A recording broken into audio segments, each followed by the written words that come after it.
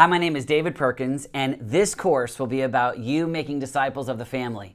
And so this will be the first of 4 sessions. And in this one, I want to talk about you spending time every week with each one of your kids to help them come to know and follow Jesus.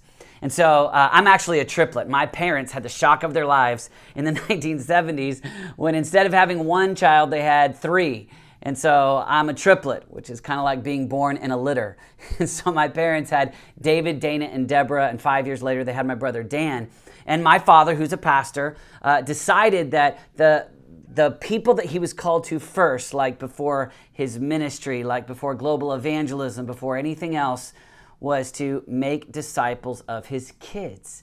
And so he even talked about how in Mark chapter 3, you've got the disciples coming to Jesus, and the scripture says that they might be with him. And I want to talk to you about you embracing a methodology where you're intentional about spending time discipling your kids. And so my dad just took time each day of the week. And so Monday was Debbie Day, Tuesday David Day, Wednesday Dana Day, Thursday Deborah Day, and Friday Daniel Day. And so my mom's name is Debbie, and my dad decided he was going to take time with each one, and on those days spend time for about an hour when we were older, 30 minutes when we were really young, like 5, 6, 7, with the idea of being intentional about making disciples of each one of us. And so that might sound a little bit extravagant to many of you, but I want you to think about if Jesus has invited, if he's called you to make disciples, and he has, we all know the Great Commission to go into the world and make disciples of all nations.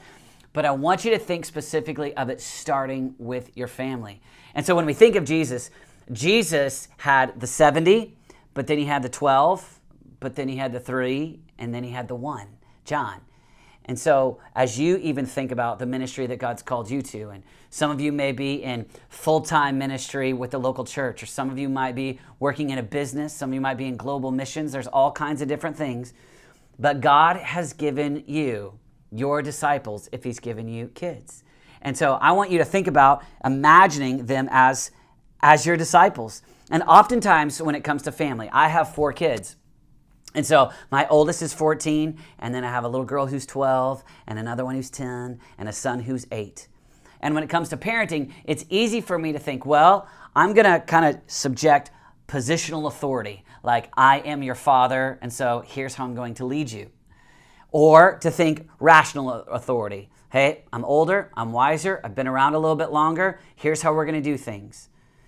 But I want you to think about relational authority in the sense that Jesus as our example, Jesus invites the disciples to come follow him. Jesus invites the disciples to come be with him, Mark 3.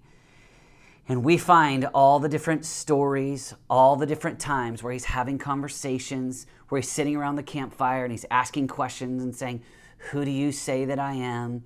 He is relational. He develops a real relationship with Peter and James and John and Philip and Thomas and Andrew.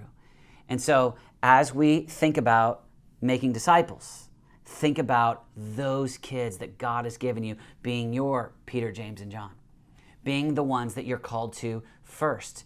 And so we always schedule first what matters most. That's the way that we want to live.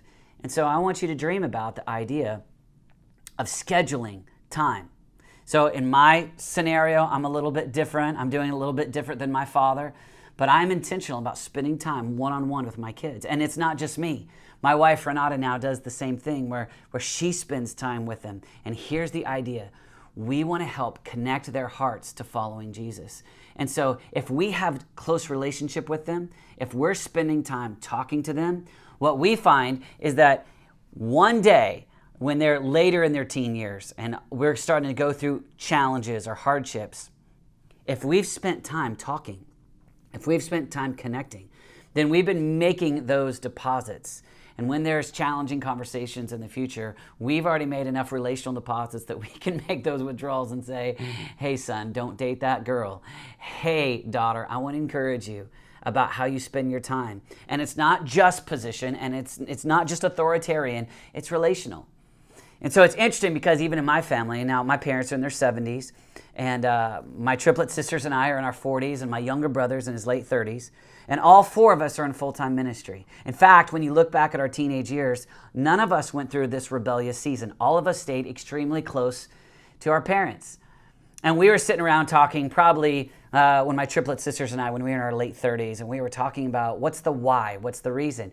And one of my sisters said, I couldn't fathom hurting our parents in our teen years. I couldn't imagine the pain that would cause them. And I want you to catch that there was this motive, that in addition to wanting to please Christ, in addition to wanting to follow the scriptures, there's this variable in the equation that said, I care so desperately about mom and dad. What was that? That was a relational investment that my parents had made in us. And so right now, I'm in the season with my kids, 8, 10, 12, and 14, and I'm doing this very thing where we spend time going out. We call it, in our house, we call it special time. And here's the motive. The motive is not to connect them to me. The motive is to connect them to Jesus. But in connecting them to Jesus, in talking to them about what Jesus is doing in their lives, what Jesus is doing in their heart, they feel loved by me, they feel cared for by me, and I'm in the process of helping make disciples. You're called to make disciples. Jesus told you to make disciples. Matthew chapter 28, it is very clear that we're called to make disciples, and I want to encourage you, as you are doing all that you're doing with the Great Commission, to have it start with your family and make disciples of your kids.